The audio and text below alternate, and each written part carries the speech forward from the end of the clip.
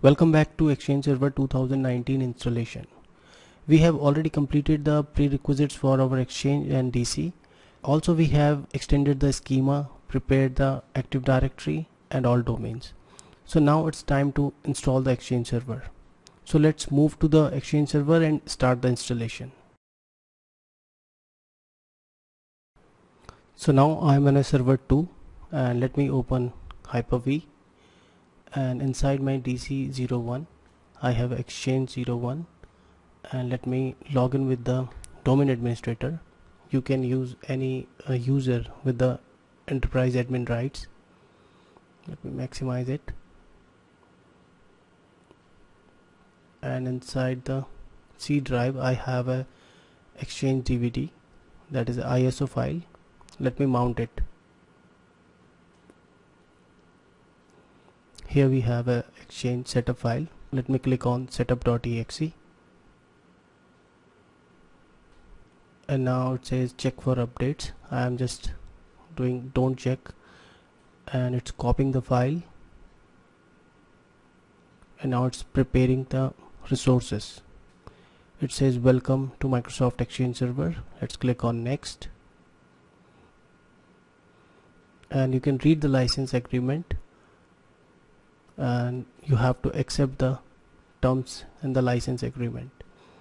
And here we will use the recommended settings. Let me click on next.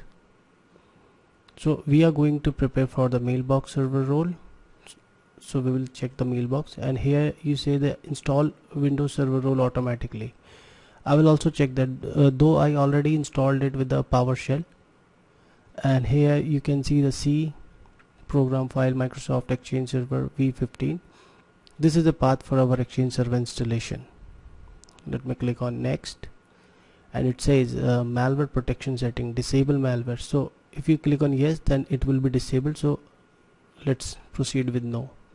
Now it's configuring the prerequisites, and if you haven't prepared the domain and schema, it will do it here as well automatically.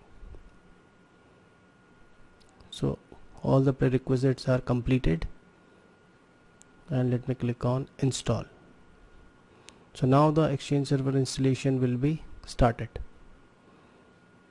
Stopping the services, copying Exchange files, the step 2, language file, restoring services, management tools. It will have to perform 13 steps. So in the 7th step it's installing transport.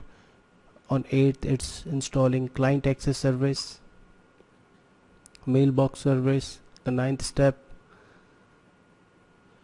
and the front end transport service, and the client access front end service, that is 11th step. And now finalizing the setup, and the 13th step will be like congratulations, you have installed the Exchange Server successfully. Setup has been completed. Congratulations, setup has been finished successfully. So we have installed our Exchange Server 2019 cumulative update 3. So after installing it, you should confirm it, and you should make sure that your protection, firewall, device security is perfectly fine. And if you go to the Exchange management shell,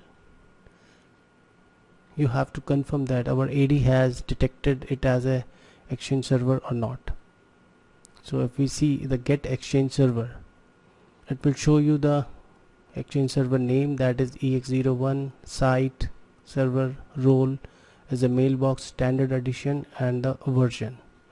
And if we see the get Exchange Server identity, EX01, that is the name of a server, and format list, it will show you it in a detail. Here are the details.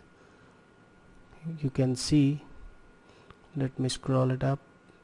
You can see the name is EX01 installed in this program files, and techiecheck.local, standard evaluation, FQDN is EX01 techiecheck.local, version is 15.12, and there are many other things there. You can see that originating server is dc1.techiejack.local. Also you can confirm it with this setup logs. If we go to this Exchange setup, here we have a log that step-by-step logs what Exchange performed. You can say starting Microsoft Exchange server setup, time zone, logged on user as a TechieJack administrator, domain controller is DC01. Here's like step by step. You can see some errors. If you have some errors, then it will be helpful to troubleshoot. So we don't have any error, and let me come to the end. So it's saying ending processing set server component state, install is complete, server state has been set to active, and the end of the setup. So now we have installed our Exchange server successfully, and let's meet in a next video.